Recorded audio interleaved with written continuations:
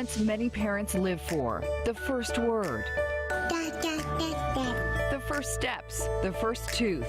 But plenty of moms miss them.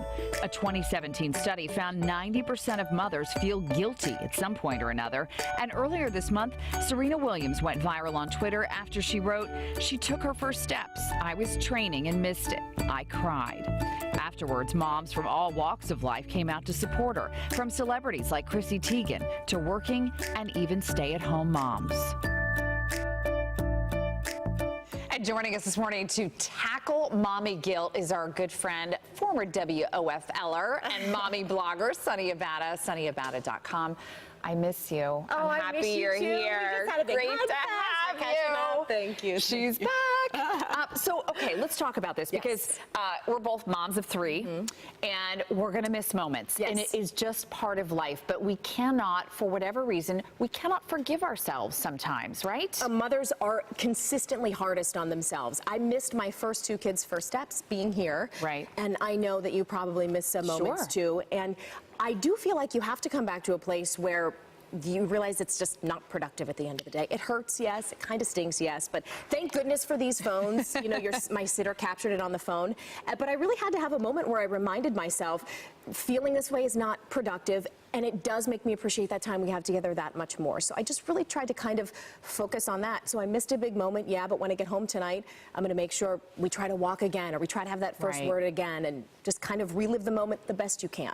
Well, in those moments, you know, it's funny, they're important to us. They're not important to them. What's important to them is that we're there for the first T-ball game, or to watch them do their first dismount off of the bars, or whatever it is, right? Yeah. That's what matters to them. Yeah, absolutely, because they didn't know they were going to have that first moment. Sure. Something I think is kind of cool, too, is if you have that moment where you're feeling that guilt, sometimes I will go back and make it a point to kind of plan something special. So, you know, they know something is coming. Yeah, I may have missed that, but I promise we're going to go get your favorite ice cream on Saturday. And then you kind of make yourself feel better and know that you're creating another special moment. And they know, too, that you're there. Right. It's that one-on-one time that means so much to them. It does. We heard from a lot of viewers this morning because they're also sounding off on this, because we all go through this. And we want to show you a couple of the comments that we've gotten from those viewers. We're going to start with this one here. And we've got a poll as well. The poll is showing us that you do feel guilty. And Bonnie writing in saying, "I think you're not a good mom if you don't feel guilty." And Amy also writing in this morning, this is not me, by the way. It says, "Yes, every day I always feel like I should be doing more. I normally call my stepmom when I'm feeling down about myself." And all she has to say is, "Amy, I'm so proud of you."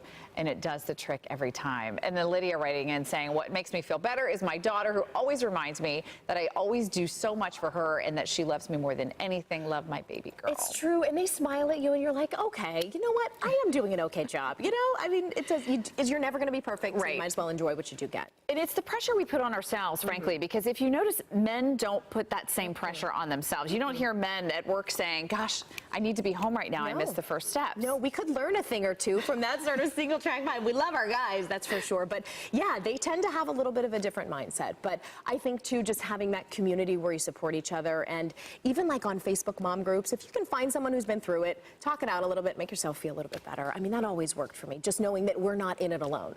What have you learned about that work-life balance now that you're home? Because you're still working. Yeah, I'm still, I mean, you know, the difference now is I kind of make my own schedule and do a little freelance writing here and there and the blog and stuff. I learned that there is no balance, and I say this all the time. I hope to raise my daughters to not put the pressure on themselves to be it all at once. I do think you can have it all, but not all at once. So it's important to make those decisions, at least I think, that make you happy in the moment, that benefit your family and you in the moment to the extent that you can, and you move on. Because we're doing no one any favors by being an upset head of our household to our kids. And it's never going to be perfect. It's never going to. Ever. I love that. Perfect is boring. Who wants to like hang out with a girl who's like, "I got it all together"? No, you're boring. I want to, you know, you want to hear the crazy stuff. Absolutely. So, that's why we love you. Go read Sunny's blog, sunnyabada.com. Great to see you. Thanks for being here. Talking mommy guilt with us. We're going to send it over. Danielle knows that feeling all too well, and she's over there with David. Hey, guys. But just watching that interview, I felt a tad less guilty. So it helped. Thank you.